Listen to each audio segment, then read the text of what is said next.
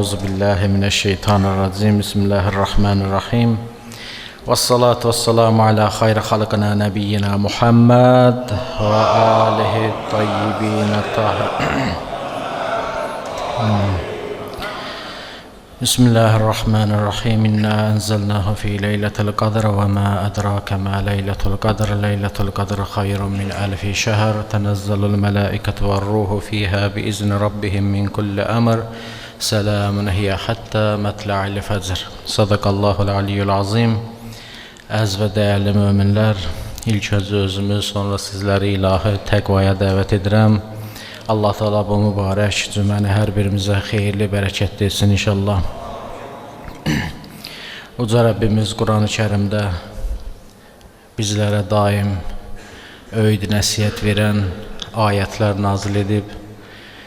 Bir 124 min Peyğəmbər, 14 məsum, hamısı bizlərə daim həqiqəti, doğru yolu göstərmək üçün gələn Allahın yer üzərində olan hüccətləridir.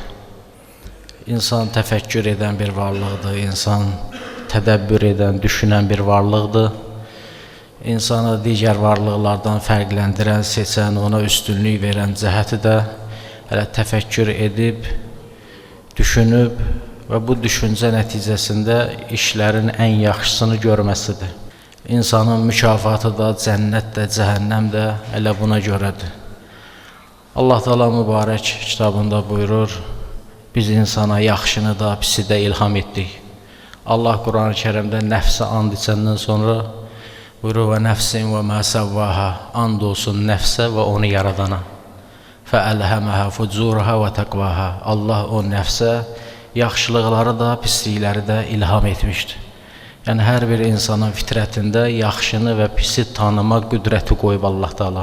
Və bunun nəticəsində də Allah Teala buyurur, və mən yəməl misqalə zarratin xeyrən yarah və mən yəməl misqalə zarratin şərrən yarah. Hər kəs zərrə ağırlığında xeyr iş görərsə, onun mükafatını görər, şər iş görərsə, yenə onun mükafatını görər. Görür, Allah Teala etdiyimiz əməlləri özümüzə nisbət verir. Deyir, yaxşı iş görərsənsə, mükafatını görərsən. Etdiyimiz hər bir işi insanın özünə aid edir.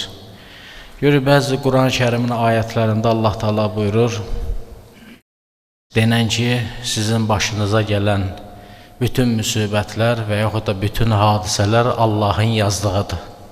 Görür, bir ayədə deyir, insan etdiyi əməldə ixtiyar sahibidir.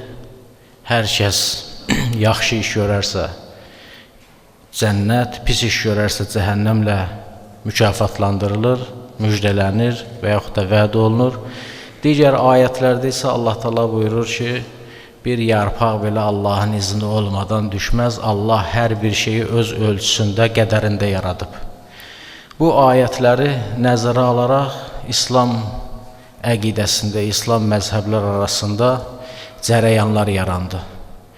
Bəzi cərəyanlar onlara qədəriyyə və cəbriyyə kimi cərəyanlar deyilir.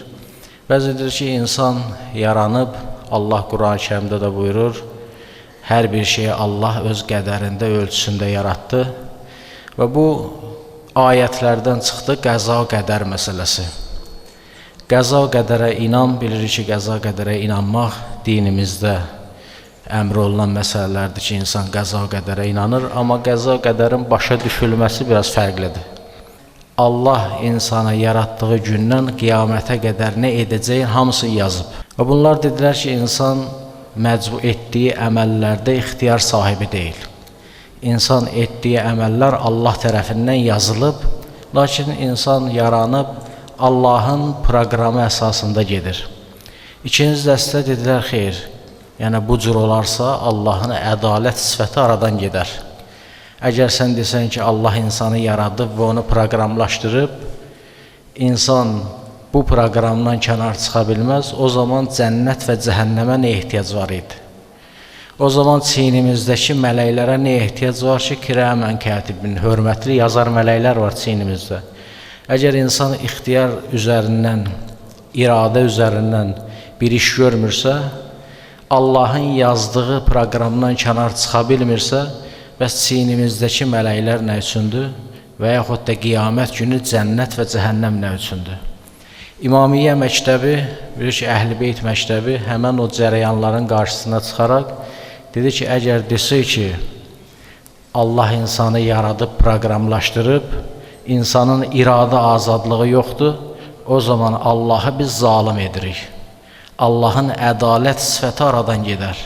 Çünki qiyamət günü məni cəhənnəmə aparan zaman deyər ki, sən bir şəxsi öldürmüsən, cəhənnəmə girəcəksən, deyəcəm, ya Rabbim, sən yazdın, mən etdim.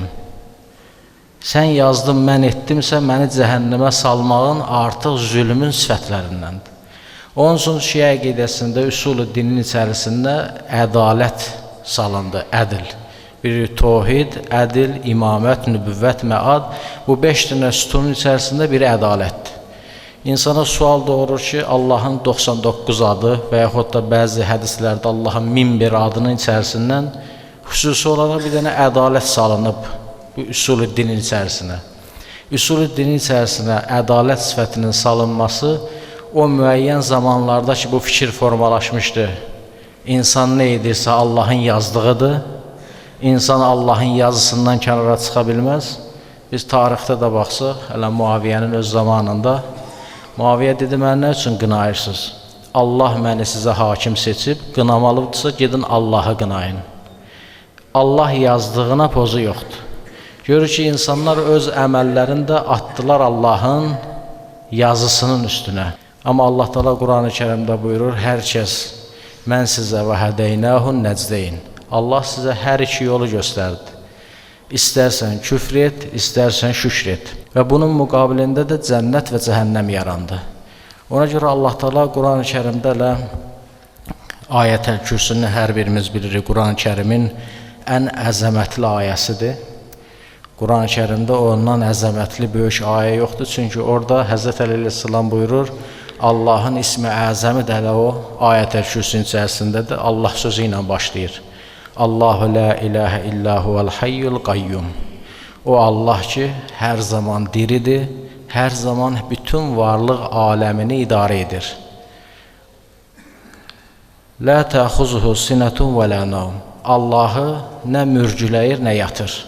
Yəni bunu deməkdə Allahın məqsədi odur ki, Allah heç bir saniyə belə insan Allahın nəzarətindən kənarda qalmır. Ləhu mə fis-səmavət və mə fil-ard. Yerdə və göydə nə varsa hamısı Allaha məxsusdur. Mən zəlləzi yəşfə indəhu illə bi-izni. Allahın izni olmadan kim şəfaət verə bilər? Yəni bu ayə də bizə göstərir ki, qiyamət günü Allahın izni ilə şəfaət verən şəxslər olacaq. Peyğəmbərlər, imamlar, şəhidlər, Allah dostları da qiyamət günü Allahın izni ilə şəfaətçi olacaq. Ya'lamu ma beyne eydihim və ma xalfahum. Allah insanların bugünün də bilir, keçmişini də bilir, gələcəyini də bilir. Allahın elmi, Allahın bilməsi bizi haqqımızda Allah Teala hər bir şeyi bilir. Biz nə edəcəyik, günah edəcəyik və yaxud da xeyir iş görəcəyik, yaxşı insan olacaq və ya pis insan olacaq, bunlar hamısını Allah bilir. Amma Allahın elmi bizi buna məcbur etmir. Allah Teala'nın bilməsi, Allah Teala bilir ki, bugün mən yaxşı iş görəcəm. Allahın o elmi məni bugün yaxşı iş görməyə vadar etmir və yaxud da pis iş görməyə vadar etmir.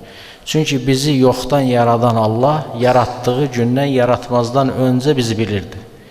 Çünki Allah Teala biz bir şey bilmək üçün gözləyir ki, zaman keçsin, o hadisə baş versin, o işi bilək. Allah qarşısında isə zaman məfhumu olmadığı üçün bütün varlıqlar Allahın qarşısında sanki eyni anda baş verir. Yəni Allah üçün ehtiyac yoxdur, zaman keçsin, mən bu işi görüm, Allah bilsin ki, mən bu işi gördüm və yaxud da görmədim. Zaman anlayışı insana aiddir. Sanki dünya yaranan gündən qiyamətə qədər olan hadisələr Allahın gözünün önündə bir an kimi dövr edir. Yəni Allahın ehtiyacı yox ki, 50 il keçsin sonra görsün ki, mən yaxşı insanam və yaxud da pis insanam.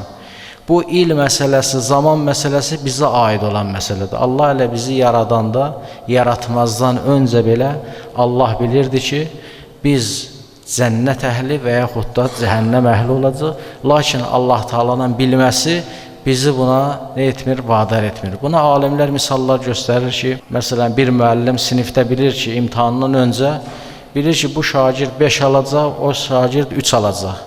Müəllimin bilgisi o şagirdin 5 almasına, onun 3 almasına heç bir təsir etmir. Nəticədə görürsən ki, müəllimin bildiyi şagird 5 bildiyi 5 aldı, 3 bildiyi 3 aldı. O zaman şagird deyə bilməz ki, sən bildiyiyə görə mən 3 aldım. Lakin müəllim şagirdin nəyə malik olduğunu bildiyi üçün imtahandan öncə belə bilir ki, o hansı 5, hansı 3 alacaq. Təbii ki, Allah Teala bizi yoxdan yaradan Allah, müəllimdən az elmi və yaxud da müəllimdən az imkanları yoxdur.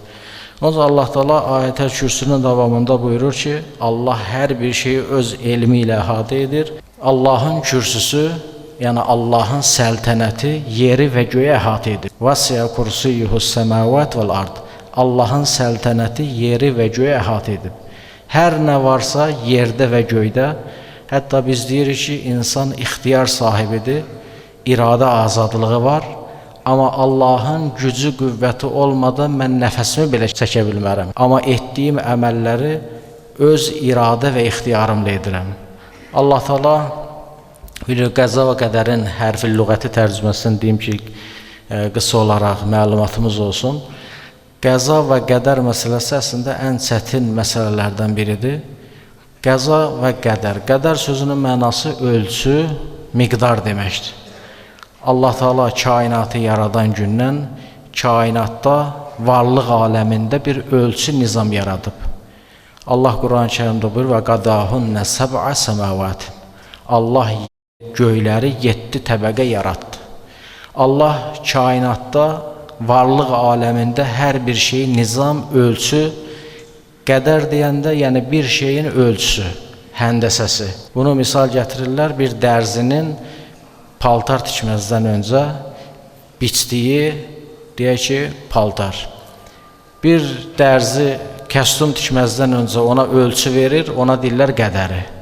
Allah Teala da kainatı yaradan gündən qiyamətə qədər baş verən təbii hadisələri, yeri, göyü, yağışı, görür ki, Allah deyir, yağışı da öz qədərində yağdırır.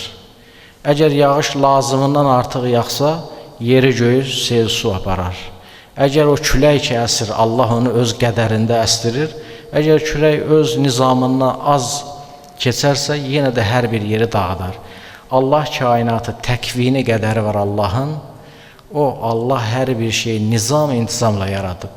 İnsanın əməlləri ilə bağlı olan qədər, insan o işlərdə ixtiyar və iradə sahibidir. Allah Teala deyir, atəş yandırıcıdır. Atəşə Allah Teala yandırma qüdrəti verib. Amma sən əlini o atəşə vursan yandıracaq, vurmasan yandırmayacaq. Və yaxud da qışda, qarda, yağışda soyuq var. Soyuqdur, o soyuğun vəzifəsi üşütməkdir. Əgər sən nazik paltarla çıxsan, üşüyəcəksən, qalın paltar giyəcəksənsə, üşüməyəcəksən. Görürsən, Allah Teala'nın qoyduğu nizam və intizamlar qədər, ölçdüyü o qədər nə vasitələrdən asılıdır. Bizim tutduğumuz həmən vasitələr. Qəza isə Allahın verdiyi hökmdür. Qəza Allahın hökmünə deyilir.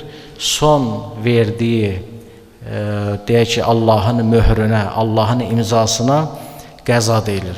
Bir Həzrət Əli əleyhissalam əyləşmişdi bir, deyək, köhnə divarın altında. O divar çox köhnə idi, aşmaq üzrə idi.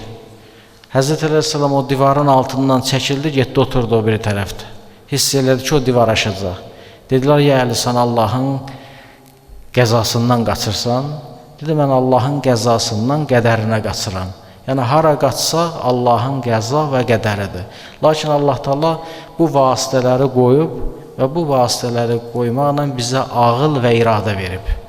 Allah Teala'nın bu qəzasından mən qədərinə qaçdım, özümü sağlam saxladım. O demək deyil ki, insan hələ Allah Teala bunu yazıb və olmalıdır.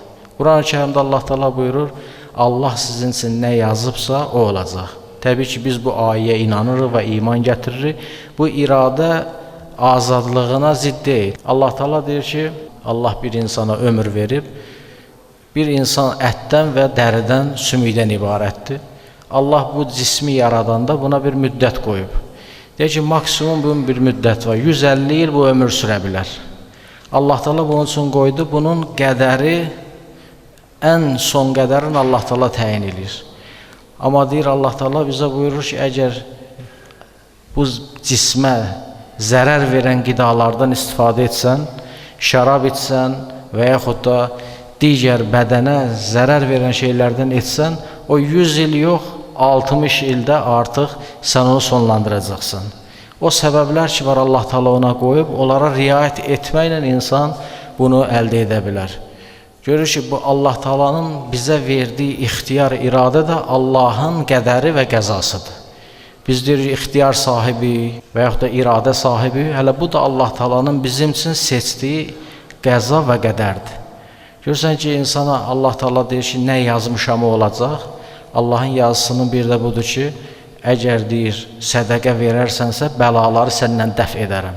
Allah özü üçün yazıb ki, əgər qulum sədəqə versə, ondan bəlanı dəf edəcəm.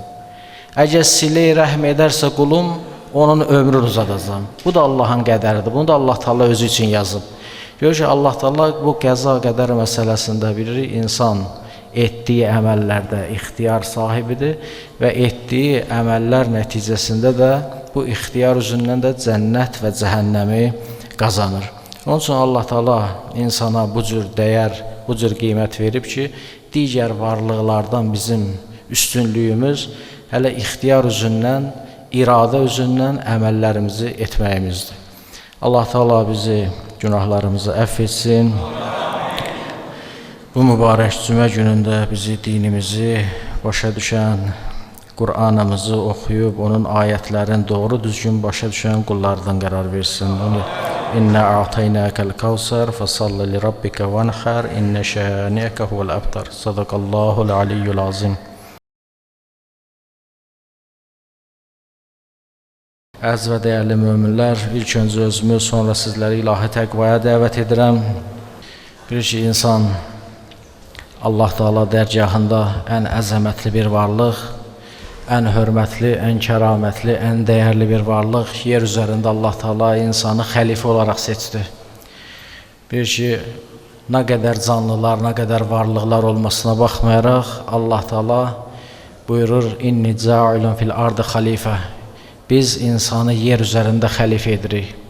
Allah Teala insanı yer üzərində xəlifə etdi, mələklərin müəllimi etdi. Və mələklərin müəllimi etməsi ilə kifayətlənmədi, mələkləri ona səzdə etməyə əmr etdi. Təzim səzdəsi etməyə əmr etdi. Bir insanın iradə, ixtiyar sahibi olmasının çox dəlilləri vardı. Onlardan da bir Allah Teala Quran-ı Kərimdə Əhzab surəsinin 72-ci ayəsində buyurur, biz əmanəti yerlərə və göylərə və dağlara təklif etdik. Yerlər, göylər, dağlar bu əmanəti qəbul etməkdən imtina etdi, boyun qaçırdı. Lakin bu əmanəti insan qəbul etdi. Bu əmanət nə idi? Bu əmanət əslində təfsir alimləri çoxlu fikirlər deyir. Bu əmanət elə insanın iradə və ixtiyar üzündən Allahın təkliflərini qəbul etmə əmanəti idi. Allah tanımaq təbii ki, bilirik, bütün varlıqlar Allahı tanıyır. Hələ Cümə surəsinin əvvəlində də Cümə günü də Allah buyurur, Yusəbbihu lillahi mə fis-səmavati vəl-ardil məlikil quddusil azizil həkim. Yerdə və göydə nə varsa, hamısı Allahı zikr və təsbih edir. Nə varsa, hamısı Allahı tanıyır. Allahı tanımayan bir mövcud, bir varlıq yoxdur. Və nəinki tanımaq, eyni zamanda yerdə və göydə nə varsa, hamısı Allahı öz şəninə uyğun şəkildə təsbih edir, zikr edir.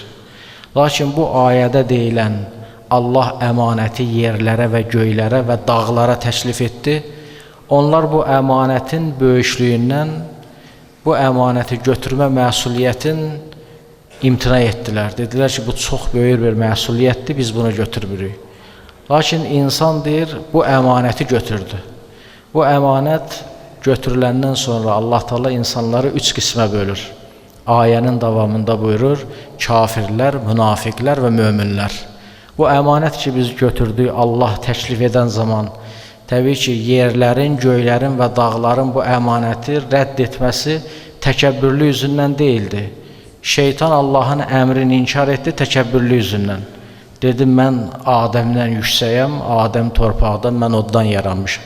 Amma səmalar, yerlər, göylər öz acizliyini ifadə etdi. Dedi, ya Rəbbim, bu əmanəti daşımağa bizim qüdrətimiz çatmaz.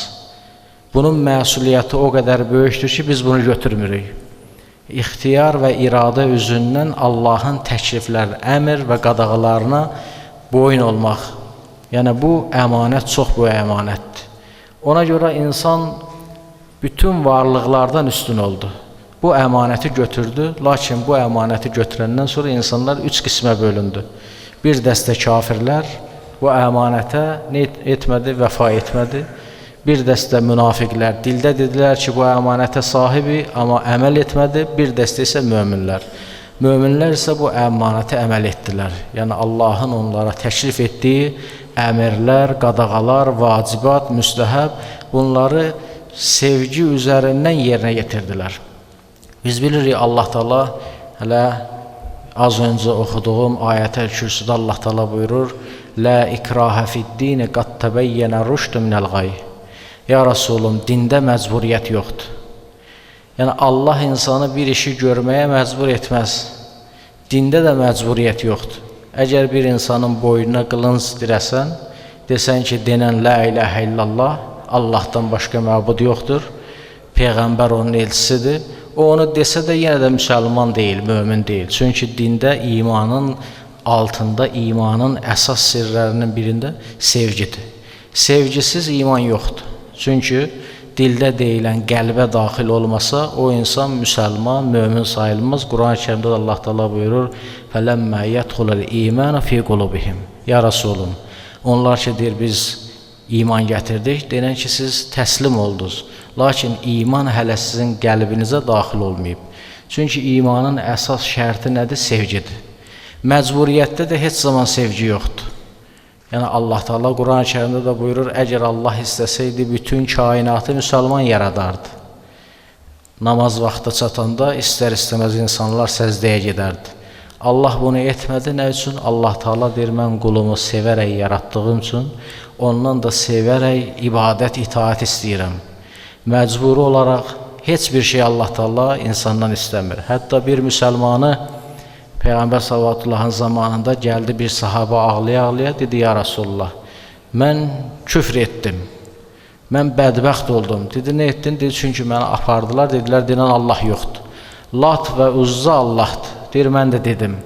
Peyğəmbər sallallahu dedi, onu dilin deyəndə qəlbin necə idi? Dedi, onu dilim deyəndə qəlbim imanla dolu idi. Dedi, səni təkrar aparsalar yenədir. Yəni, dildə demək bir şey dəyişmir. Əsas nədir? O sənin qəlbindəkidir. Allah da zahirlərə baxmır. Allah insanların qəlbinə baxır. Onun üçün dinimizdə bizə başa salır ki, bu dünyada Allah Taala bizdən məcburi heç bir şey istəmir. Necə Peyğəmbər sallallahu aleyhi dedilər, ya Rasulullah, nə üçün möminlər gözəl yaşamır ki, digərlərinə də ibrət olsun, baxsınlar, görsünlər ki, namaz qılanlar necə gözəl yaşayır var dövlət içərisində. Qoy onlar da namaz qılsın, onlar da oruç tutsun. Peyğəmbər sallallahu buyurdu, dedi Allah Taala ki, bizlərə namaza, oruca əmr edib, bizdən sevərək istəyir.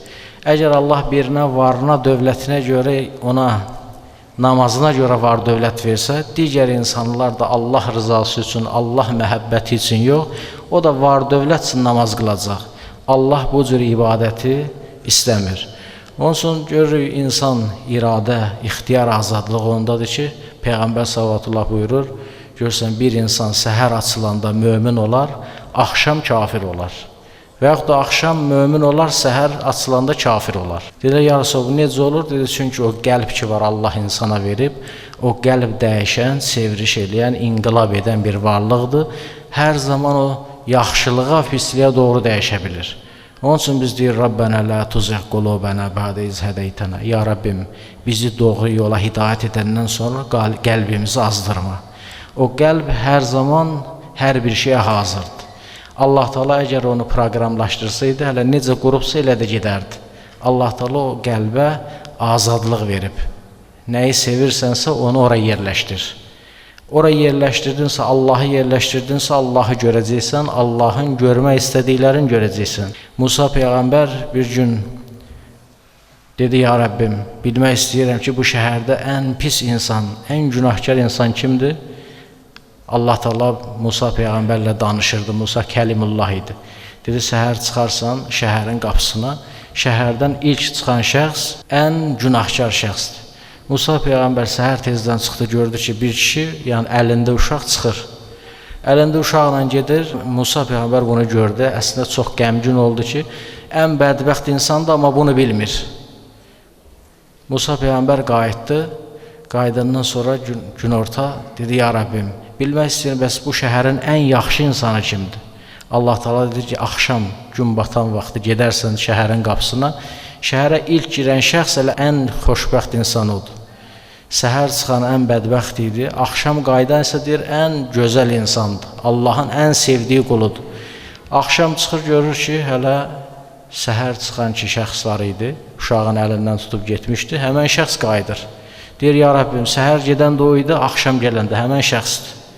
Allah Teala deyir ki, həmən şəxs uşağı ilə gedirdi, oğlu dağlara baxdı, dedi, atacan, bu dağlar necə böyükdür, bundan böyük bir şey var, atası var, yerlər dağlardan böyükdür.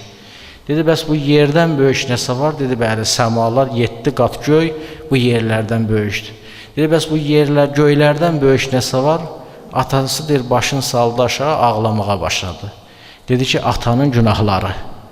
O atası öz günahını etiraf elədiyinə görə Allah qarşısında Allah onu ən bədbəxt insanlar siyasından çıxarıb ən gözəl insanlar siyasına saldı. Gör ki, insan öz əməlin, öz həyatını dəyişməyə nədir? Özü qadirdir. Allah Teala bu qüdrəti, bu xüsusiyyəti insana verib. Musa Peyğəmbər görür, Harun əleyhissalamı, qardaşı Harun əleyhissalamı dəfn edəndən sonra Harun Peyğəmbər Musa Peyğəmbərin vəziri idi, qardaşı idi. Allahdan deyirdi ki, ya Rəbbim, Harunu mənə köməkçi və vəzir et. O qədər onu çox sevirdi ki, dünyasını dəyişəndən sonra dəfn etmişdi. Hamı getdi, Musa Peyğəmbər getmirdi. Və ağlayırdı, Allah Teala'dan nida gəldi, ey Musa, nə üçün bu qədər narahatsan? Dedi, ya Rəbbim, özün bilirsən ki, bu mənim həm qardaşımdır, həm canımdır və həm söhbətim idi. Hamı getdi, bu torpağın altında tək yatması məni narahat edir. Allah Teala Musa Peyğəmbər dedi, ya Musa, sən elə bilirsən ki, o qulunu torpağın üzərində gəzən vaxtı, onu unutmayan Allah, torpağın altında onu tək unudarmı? Yəni, Allah onu sağ ikən, torpağın üstündə gəzəndə onu xatırlayan, onun ruzusunu verən, onu idarə edən Allah, torpağın altında onu tək qoyar. Deyir, and olsun izzət və cəlalıma, o qulum ki, tək tanha qalır torpağın altında, hamı onu tək qoyub gedir. Onun günahlarına baxıram, qəzəbim qalxır. Amma onu tək yalqız orada görəndə rəhmətim gəlir. Rəhmətim mənim qəzəbimə qalib gəlir. Onun üçün Allah Teala'nın görür, insanlara rəhməti odur ki, insanlara özünü dəyişmə, özünü islah etmə qüdrəti verib. Və qüdrəti verib ki, insan özünü hər an pislikdən yaxşılığa doğru apara bilsin. Allah Teala'nın ədalət sifəti də odur ki, insanı iradə üzündən, ixtiyar üzündən etdiyi əməllərə görə mükafatlandırır. Dünya və axirət insanı öz seçimi ilə etdiyi işlərə görə mükafatlandırır. Allah Teala bizləri dünya və axirət Peyğəmbər və Əhl-i Beytindən ayrı salmasın inşallah. Bizim iradəmizi də, ixtiyarımızı da öz nəzarəti altında saxlasın. İnna a'taynakal kevser fasalli li rabbika vanhar inna şani'aka huvel abtar. Sadaqallahul aliyyul azim.